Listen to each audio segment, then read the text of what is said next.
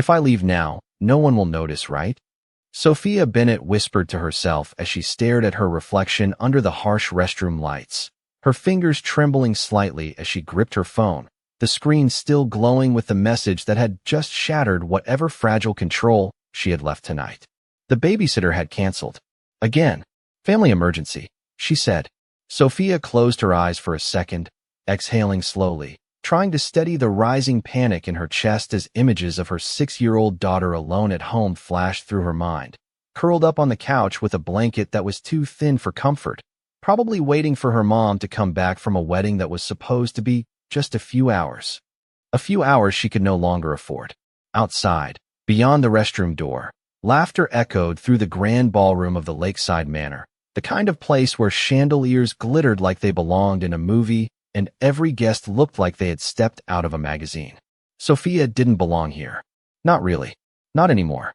She had spent $79 on this dress, on sale, final clearance, and even that had felt irresponsible when her checking account was sitting just above $200. But it was her cousin's wedding, and family had expectations. Expectations she had already failed too many times to count. She glanced down at her phone again, hoping the message would somehow change if she stared long enough, but it didn't. No backup, no help, just her in a decision she didn't want to make. Leave now, rush home, and become the story everyone whispered about. Or stay, pretend everything was fine, and let her daughter sit alone a little longer. Her throat tightened. You can't do both, she muttered under her breath. A knock on the restroom door snapped her out of her thoughts. Sophia? They're about to do the couple photos. A cheerful voice called from outside, completely unaware of the storm happening on the other side. Sophia quickly wiped beneath her eyes, forcing her expression back into something neutral, something presentable. Coming, she replied, even though every instinct told her to run. She stepped out into the hallway, immediately hit by the warm glow and noise of celebration, and walked back into the ballroom where everything felt just a little too bright, a little too loud, a little too perfect. Conversations paused just long enough for glances to flicker toward her, some curious, some sympathetic, some quietly judgmental. She knew those looks. She had learned to recognize them the hard way. Single mom. No ring. No date. A story people thought they understood without ever asking. She kept her chin level and moved toward her assigned table, tucked near the back, far enough from the center that she could disappear if she needed to. But disappearing had never really been an option, had it? Not when her ex was standing just a few feet away, laughing easily with a woman who looked like she had never had to choose between rent and groceries. Not when her aunt's voice cut through the music moments later, loud enough to draw attention. Sophia, sweetheart, you came alone again? There it was. The question wrapped in concern but sharpened with expectation. Sophia forced a small smile. Just for tonight, she said, hoping it sounded lighter than it felt. You know, it wouldn't hurt to try. Her aunt continued, lowering her voice just enough to pretend it was private. You're still young. You can't stay stuck like this forever. Stuck. The word landed heavier than it should have. Sophia opened her mouth to respond, but nothing came out. Because what was she supposed to say? That she wasn't stuck, she was surviving? That every day was a balancing act no one else could see? That love wasn't exactly knocking on her door between daycare pickups and double shifts? Instead, she just nodded, because that was easier. Because explaining took energy she didn't have. Across the room, unnoticed by most, a man stood near the bar, his posture relaxed but his gaze sharp, observant. Alexander Hayes had been in the room for less than 10 minutes, and already, he had mapped out the dynamics, the alliances, the invisible hierarchies that define nights like this. It was second nature to him. What wasn't expected was the way his attention had settled, quietly, deliberately, on one person who clearly didn't belong in the same way. Everyone else did. The woman in the emerald dress. Alone, but not weak. Composed, but barely holding something together beneath the surface. He had seen that look before. Not here, not in places like this, but somewhere else, in a different context, a different life. His eyes narrowed slightly as recognition flickered at the edge of his memory, not fully formed yet, but enough to keep him watching. And as Sophia stood there, caught between leaving and staying, between panic and pride, she had no idea that someone across the room had already started paying attention, and that everything about her night was about to change. The music shifted into a slower rhythm as guests began gathering near the dance floor, laughter blending with the soft clinking of champagne glasses. But for Sophia Bennett, the room felt tighter with every passing second, like the walls were inching closer without anyone else noticing. And just when she thought she could quietly slip toward the exit without drawing attention, a familiar voice cut through the noise behind her, sharp enough to stop her mid-step. "Sophia, I was wondering how long it would take before you tried to disappear." She froze, her shoulders tensing before she slowly turned around, already knowing who she would see. Ryan Cole stood there, looking exactly the same as he always had. Polished, confident, completely at ease in a room like this, with his arm casually draped around a woman who looked effortlessly perfect, her smile bright and effortless in a way that made Sophia suddenly aware of every crease in her dress and every ounce of exhaustion she carried. "I am not disappearing," Sophia replied, her voice steady despite the way her pulse had started racing again. "I was just getting some air." Ryan let out a soft laugh, the kind that sounded harmless to anyone else, but carried a familiar edge she knew all too well. "Right? Because this kind of place is not really your scene anymore, is it?" The woman beside him tilted her head slightly, studying Sophia with polite curiosity, like she was trying to place her in a story she had only half heard. "Ryan mentioned you two used to know each other," she said lightly. "Used to?" Sophia felt the word settle in her chest, like something unfinished. "We worked together," Sophia answered quickly, not giving Ryan the chance to rewrite their history in his version. "A while ago." Ryan's smile did not change, but his eyes sharpened just slightly. "You always did prefer the simple explanation," he said, his tone almost amused. "Still keeping things uncomplicated?" The implication hung there, subtle but clear enough to sting. Sophia straightened, lifting her chin just a fraction. "I keep things honest," she replied, her voice calm but firm. For a moment, something unreadable flickered across Ryan's expression, but it was gone as quickly as it appeared, replaced by that same effortless charm. "Well, honesty is admirable," he said, glancing briefly around the room before looking back at her. "Although, you might want to consider how it looks tonight. Showing up alone to a wedding like this, people talk." There it was. Not loud, not aggressive, but precise. Designed to land exactly where it would hurt the most. Sophia felt the heat rise to her face, not from embarrassment, but from the familiar frustration of being reduced to a story someone else thought they understood. "People can think whatever they want," she said quietly. "It does not change my reality." The woman beside Ryan shifted slightly, clearly sensing the tension now, her smile tightening just a bit as she glanced between them. "We should probably find our table," she said gently, though her eyes lingered on Sophia a moment longer, curiosity still there, mixed now with something closer to judgment. Ryan nodded, but before he turned away, he leaned in just enough for his voice to drop, low enough that only Sophia could hear. "You always had potential," he said softly. "It is a shame you settled for less." The words hit harder than anything he had said out loud. Sophia stood there for a second after they walked away, her fingers curling slightly at her sides as she forced herself to breathe evenly, to stay grounded, to not let the weight of everything crash down all at once. Around her, the celebration continued, unchanged, indifferent, but inside her chest, something shifted, something sharper than sadness, something closer to resolve. She was not going to cry here. Not tonight. Not in a room full of people who were waiting for her to confirm every quiet assumption they had already made about her life.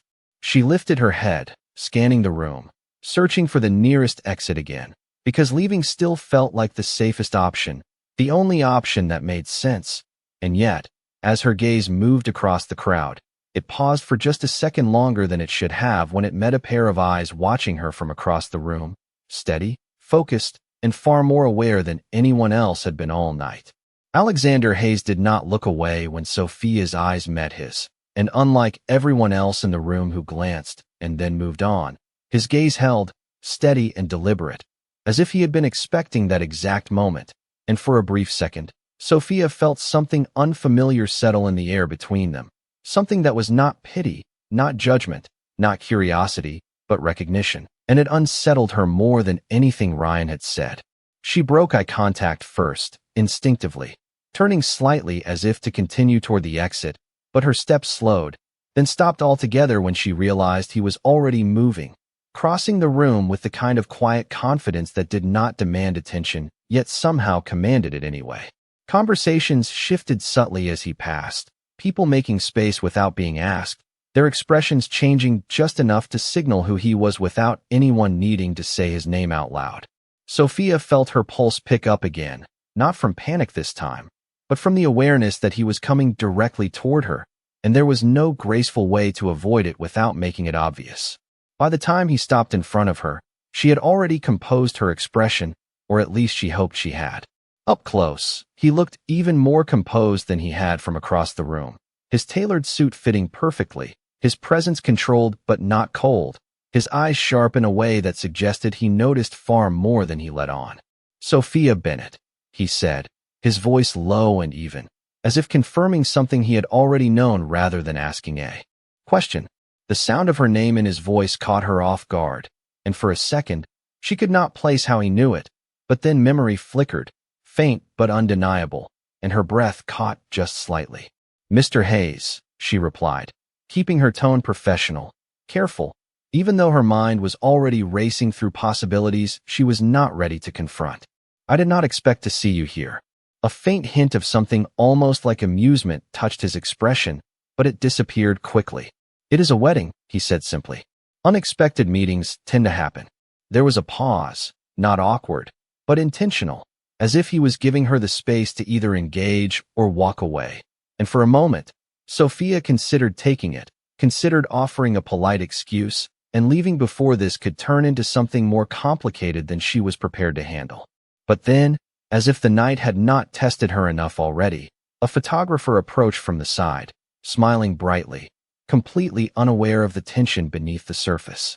"There you are," the woman said cheerfully, gesturing toward the dance floor where couples were beginning to gather. "We are doing couple shots before the bride and groom come back. Can I get you two over here?" Sophia blinked, caught off guard by the assumption, her instinct immediately to correct it, to step back, to clarify that there had been a mistake, but before she could say anything, she felt a subtle shift beside her. Alexander did not move away.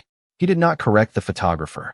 Instead, his gaze flickered briefly toward her, not questioning, not forcing, but assessing, as if measuring something deeper than the moment itself. "We are not," Sophia started, her voice quiet but firm, already stepping back slightly, but the photographer cut in again, still smiling, still unaware. "It will just take a second, I promise. Everyone is doing it, and the lighting is perfect right now." The pressure of the situation built quickly, small but sharp, the kind that left no easy exit without drawing attention, and Sophia felt that familiar heat creeping up again, the awareness of eyes, of assumptions, of being seen in a way she could not control.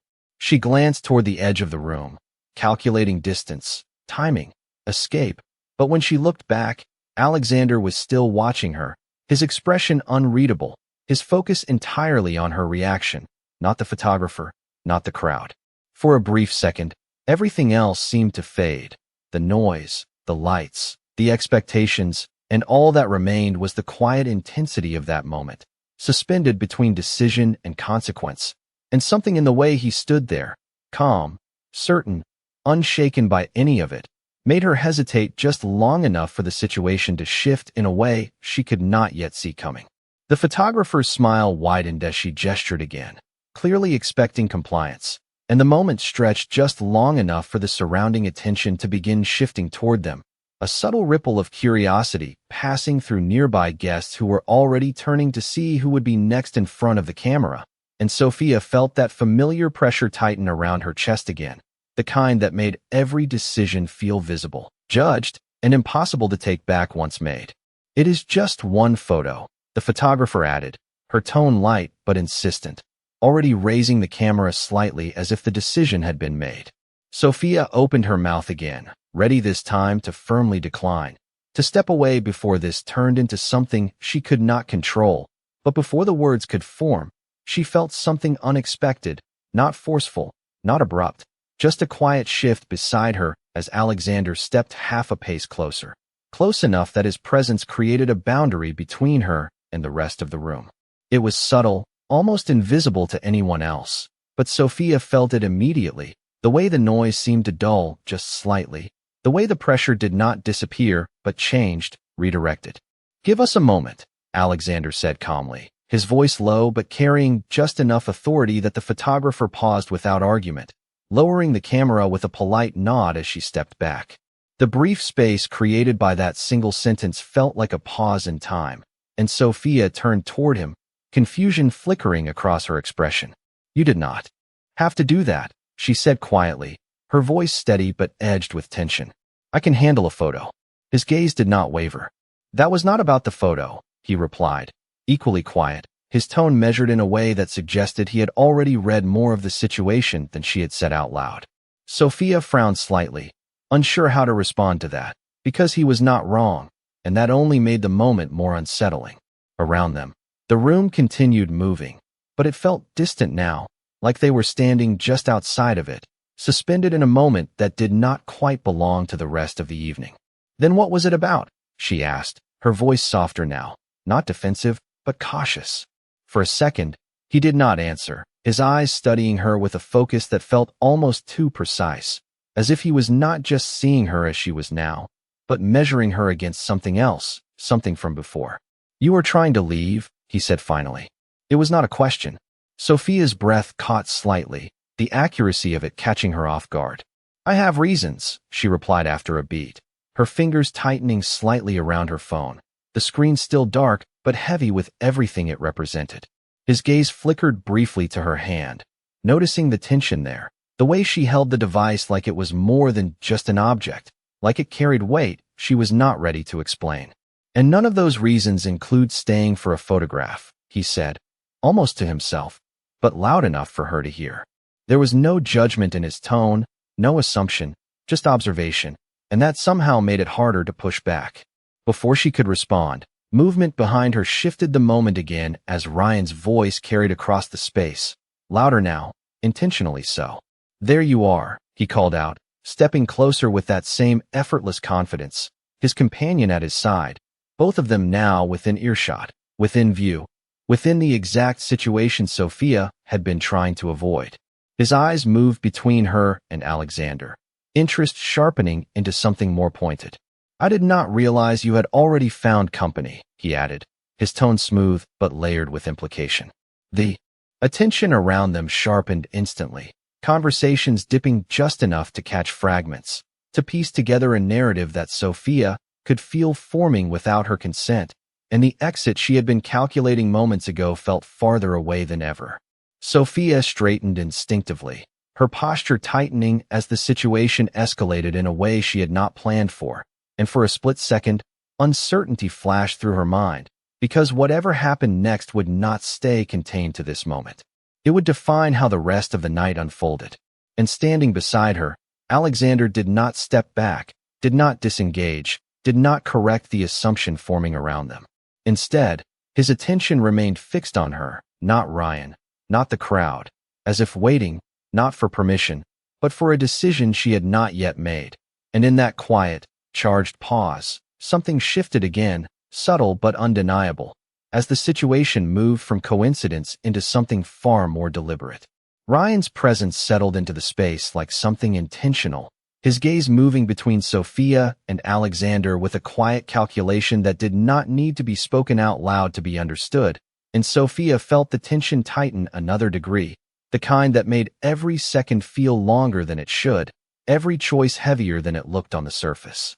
"You have been keeping secrets," Ryan said lightly, though the edge beneath his tone made it clear this was not casual curiosity.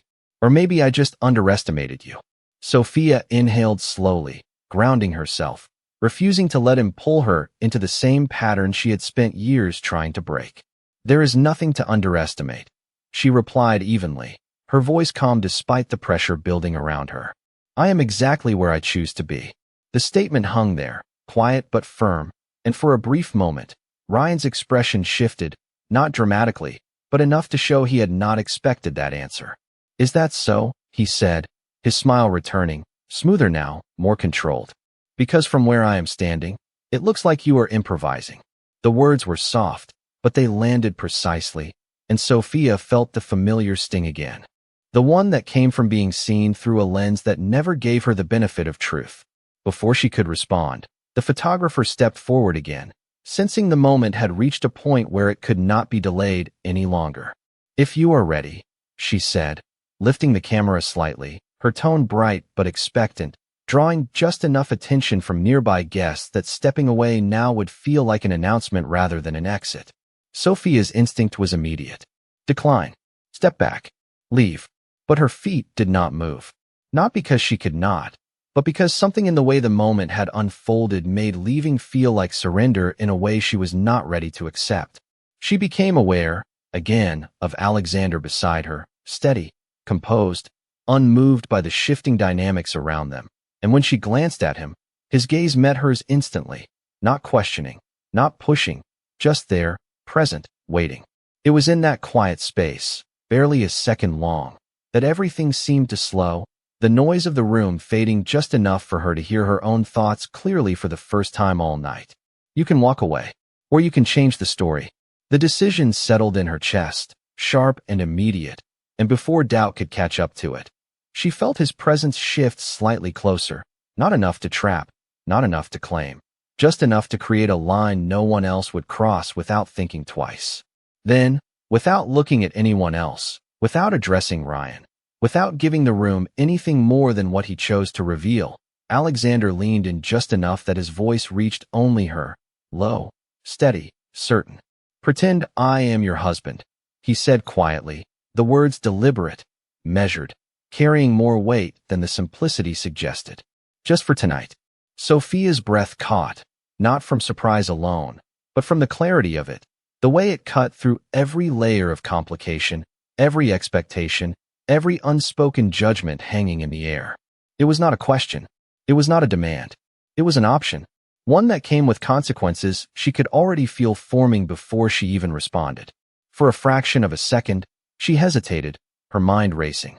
Through everything that could go wrong, everything that could spiral out of control, everything that could make this night harder than it already was. But then she thought of the way Ryan had looked at her, the way the room had already decided who she was, the way leaving would only confirm it. And something inside her shifted, not reckless, not impulsive, but resolved. Slowly, she turned her hand slightly, just enough for her fingers to meet his. Not tightly, not dramatically, just a small, deliberate movement that said more than any explanation could. Around them, the photographer smiled, lifting the camera again, satisfied, unaware of the decision that had just been made. While Ryan's expression stilled for the briefest moment, something unreadable passing through his eyes before it was hidden again behind that practiced composure. And as the flash of the camera lit the space between them, Sophia realized that whatever happened next, this was no longer just a moment she could walk away from. The flash faded, but the shift it created did not. And as the photographer lowered her camera with a satisfied nod, the energy around them changed in a way that could not be undone, subtle at first, then spreading outward as nearby guests began to register what they had just seen, what it implied, and more importantly, who it involved, because Alexander Hayes was not a man people casually misunderstood. Sophia felt it immediately, the difference in the way eyes lingered now, the way conversations paused just a second longer before continuing. And for the first time that night, the attention did not feel like something pressing down on her, but something redirected, something she was no longer facing alone. She kept her hand where it was, steady in his, even though her pulse had not slowed, even though every instinct told her this was temporary, controlled, not real, and yet the weight of it felt anything but light. "Interesting," Ryan said after a moment, his voice smooth again, but the earlier edge had sharpened into something more deliberate, something that suggested he was recalibrating, adjusting to a version of the situation he had not anticipated. His gaze moved from their joined hands to Alexander's face, searching, measuring. "I did not realize things had progressed this far." Alexander did not react immediately, did not rush to respond. And when he finally spoke, his tone was calm, even, but carried a quiet finality that shifted the balance of the conversation without raising its volume. "You do not need to realize anything," he said, his attention not fully on Ryan, but not ignoring him either. "It does not concern you." The simplicity of the statement landed harder than any argument could have, and for a brief second, the space between them tightened, not with confrontation, but with clarity, lines drawn without needing to be explained. Ryan's companion shifted beside him, her posture subtly changing as she picked up on the shift, her earlier confidence softening into something more cautious. "We should let them enjoy the evening," she said gently, her tone polite but purposeful, offering an exit that Ryan did not take immediately. Instead, he held Sophia's gaze for a moment longer, something unspoken passing between them, something rooted in the past that did not belong in this version of the night. "You always did surprise me," he said quietly, not quite a compliment, not quite a challenge, before finally stepping back. "Enjoy the rest of the wedding." As he turned away, the tension did not disappear completely, but it loosened just enough for Sophia to breathe again, to feel the space around her without it closing in. She exhaled slowly, only then realizing how tightly she had been holding herself together, and for a moment, neither she nor Alexander moved, the stillness between them carrying a different kind of weight now, one that was less about survival and more about consequence. "That was unnecessary," she said softly after a beat, though there was no real accusation in her voice, only awareness. "You did not have to involve yourself." His response came without hesitation. "I chose to." She turned slightly toward him, searching his expression, trying to understand what that meant, because nothing about this felt casual, and yet it had happened too quickly to question in the moment. "You do not even know my situation," she said, her voice quieter now, less guarded, more honest than she had intended.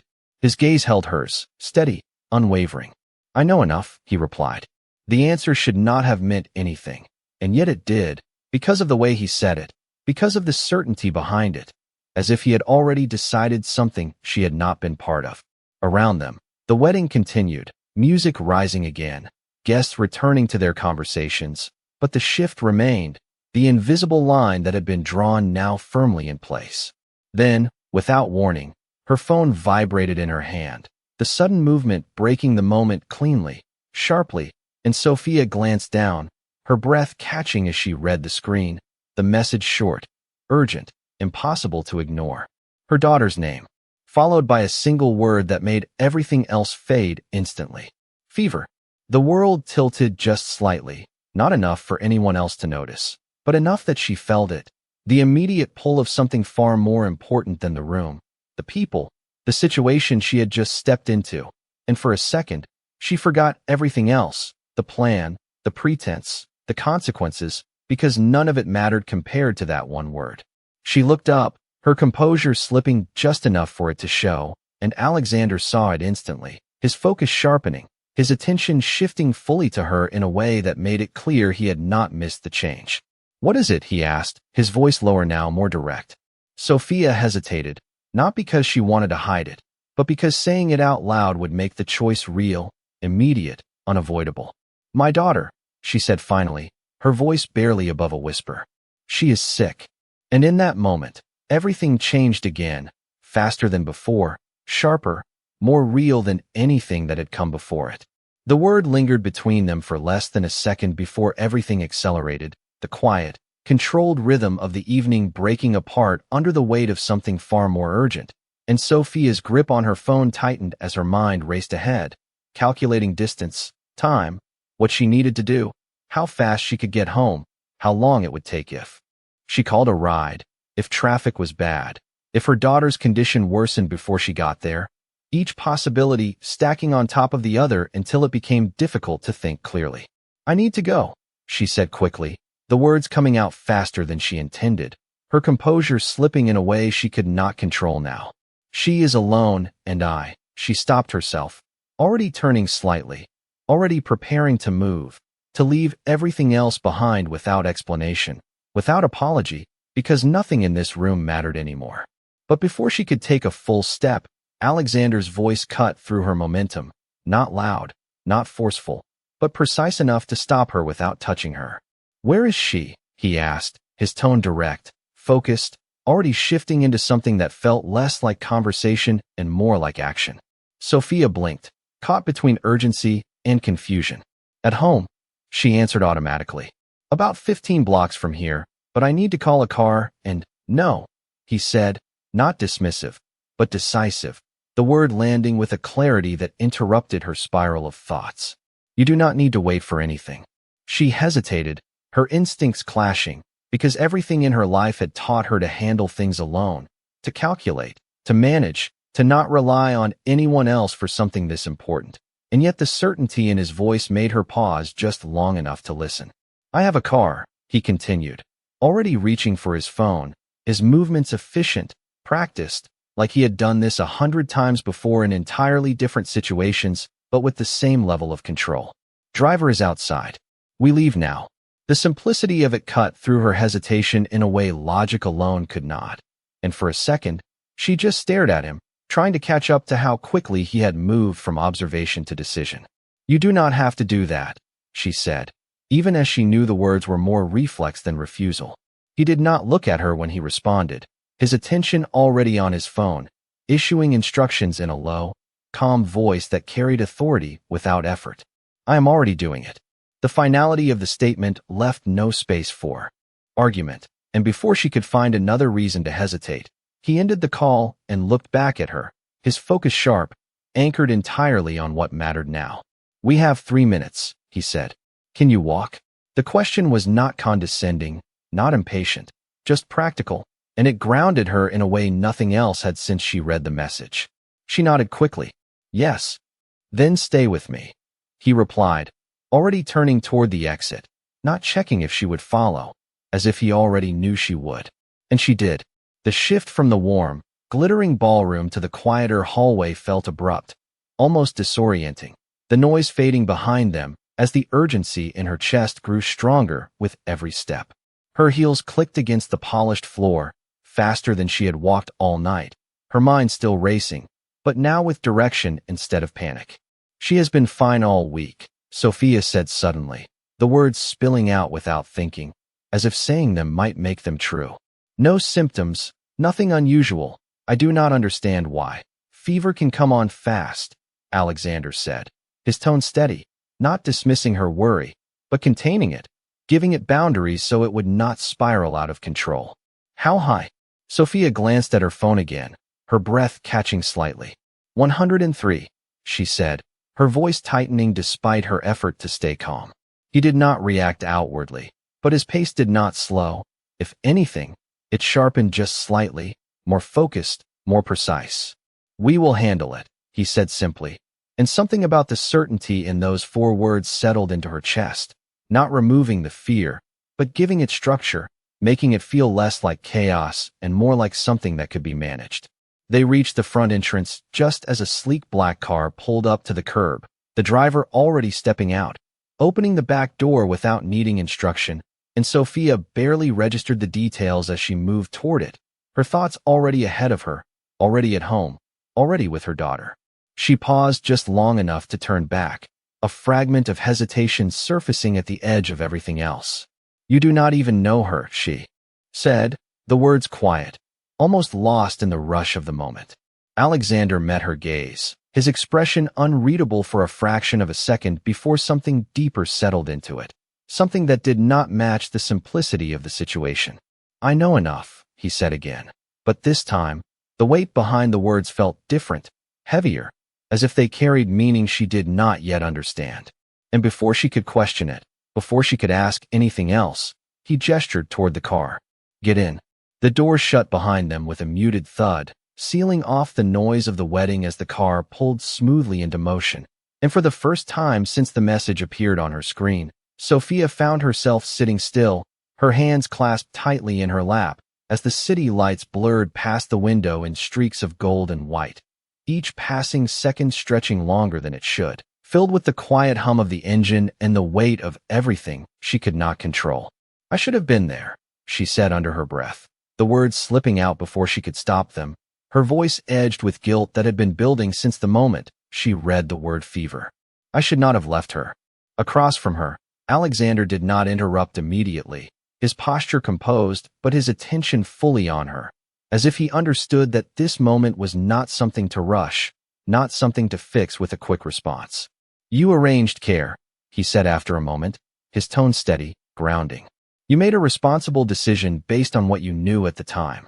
Sophia shook her head slightly, her fingers tightening together. That does not matter if something happens while I am gone, she replied, her voice softer now, but no less tense. She depends on me. There is no one else. The last sentence lingered in the air, heavier than the rest, revealing more than she had intended, and for a brief second, the silence that followed felt different, not empty, but loaded with something unspoken. Alexander's gaze did not shift away. There is someone else tonight, he said quietly. Sophia looked up at him, confusion flickering through her worry. What does that mean? She asked her. Voice cautious, because nothing about his words felt casual. He did not answer directly. Instead, he reached for his phone again, his movements calm but purposeful, and within seconds, he was speaking in that same low, controlled tone, issuing instructions that Sophia could only partially follow.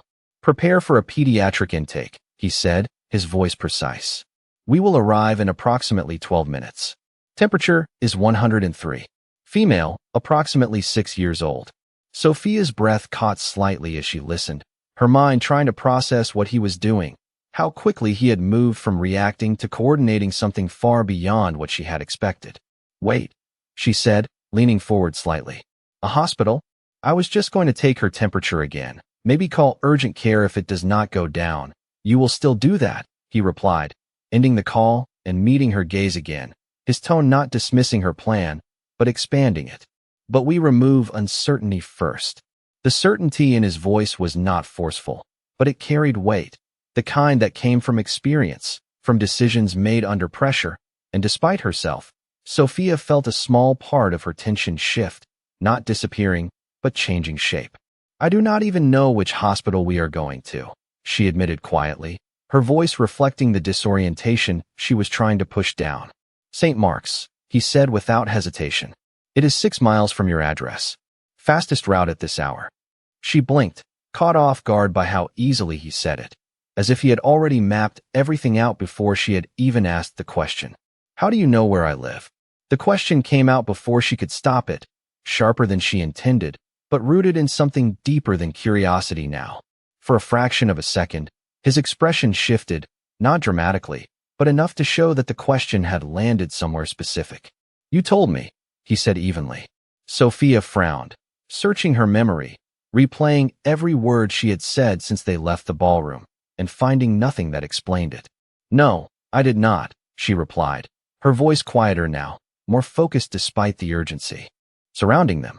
The car slowed slightly as it turned onto a quieter street, the distance closing with each passing second, but inside the vehicle, the atmosphere shifted again, not away from the urgency of her daughter's condition, but layered with something else now, something more complex. Alexander held her gaze for a moment longer, as if weighing something, deciding how much to reveal and when. Then I remembered, he said finally, his tone calm, but carrying a weight that did not match the simplicity of the words. Sophia felt a chill move through her, not from fear, but from the realization that whatever connection existed between them was not as recent, or as coincidental, as she had assumed. From where? She asked, her voice barely above a whisper now, the question pressing forward despite everything else demanding her attention. Outside, the car slowed to a stop in front of her apartment building, the headlights casting long shadows across the sidewalk, and Alexander reached for the door handle without breaking eye contact. We do not have time for that right now, he said, his voice firm but not dismissive. Go to her. And as the door opened and the night air rushed in, Sophia stepped out, her focus snapping back to what mattered most. But the question he left unanswered stayed with her, sharp and unresolved, waiting for the moment it would finally surface. The front door opened faster than Sophia remembered unlocking it, her hands moving on instinct as she stepped inside, the familiar scent of her apartment grounding her just enough to keep her focused. And before the door had even fully closed behind her, she was already calling out, her voice tight with urgency. Lily. The response came a second later, weak but there, a small voice from the living room that immediately pulled her forward. Mommy. Sophia crossed the space in seconds, dropping her purse without thinking as she reached the couch where her daughter lay curled under a thin blanket, her cheeks flushed, her breathing shallow but steady, and the sight of her sent a sharp wave of relief and fear crashing together in Sophia's chest. "Hey, baby," she whispered, kneeling beside her hand immediately moving to Lily's forehead, the heat unmistakable, stronger than she had hoped, stronger than she had prepared for. "I am here. I am right here." Lily's small hand reached up, finding hers, holding on with a quiet desperation that made Sophia's throat tighten. "I felt cold," Lily murmured, her voice fragile. "Then hot." "I know," Sophia said softly, brushing damp hair away from her face. Her movements gentle but quick as she reached for the thermometer on the side table, her hands steady despite everything racing inside her. The screen blinked to life, the seconds stretching as it processed, and when the number appeared, Sophia's breath caught again. 103.4. Higher. "Okay," she whispered to herself, more than to Lily, grounding her thoughts, forcing herself into action. "We are going to take care of this." Behind her, the door opened again, quieter this time, and she did not need to turn to know Alexander had followed, his presence entering the space without disrupting it, controlled, aware. He did not speak immediately, did not step too close, but his gaze took in everything with a precision that made it clear he was already assessing, already moving ahead of the moment. "Blankets off," he said calmly after a second, his tone low but firm, directed not as an order, but as guidance. "Let the heat release." Sophia nodded automatically, adjusting the blanket, her movements quick but careful as she followed his lead without questioning it, because there was no time to hesitate, no space for uncertainty. "She needs fluids," he added, already moving toward the kitchen without waiting for acknowledgement, his familiarity with the layout subtle but noticeable in a way Sophia did not fully process yet. "Water or electrolyte solution if you have it." "There is juice," Sophia replied quickly, her voice steadying as she moved into action, lifting Lily slightly to help her sit up. "We will start with that." Within seconds, Alexander returned, handing her a glass, his movements efficient, his focus never drifting from the situation at hand. "Small sips," he said, watching as Sophia guided the glass to Lily's lips, encouraging her. Gently, Lily took a sip, then another, her small fingers still wrapped tightly around Sophia's hand, grounding both of them in the moment. "Good girl," Sophia murmured, her voice softening despite the tension, her focus entirely on her daughter now, everything else pushed to the edges. For a moment, the room settled into a quiet rhythm, not calm, but controlled, each action deliberate, each second accounted for, and then Sophia felt it again, that awareness, that question that had been building since the car, pressing forward now that the immediate urgency had a shape, a direction. She looked up, meeting Alexander's gaze across the small space, her expression no longer confused, no longer overwhelmed, but focused, searching. "How did you know her name?" she asked, her voice quiet but clear, the question cutting through everything else because it no longer felt like coincidence, no longer felt like something she could ignore. The room seemed to still for a fraction of a second, the weight of the question settling between them, and Alexander did not look away, did not deflect, his expression steady, but carrying something deeper now, something that had been there from the beginning, but hidden beneath layers of control. "Because I have been looking for you," he said quietly, the words simple, but the meaning behind them shifting everything in a way Sophia was not ready for, not yet, not with her daughter in her arms and the night still unfolding around them. And as the realization began to form, incomplete but undeniable, she understood that whatever this connection was, whatever history stood behind his words, it was not something that had started tonight, and it was not something that was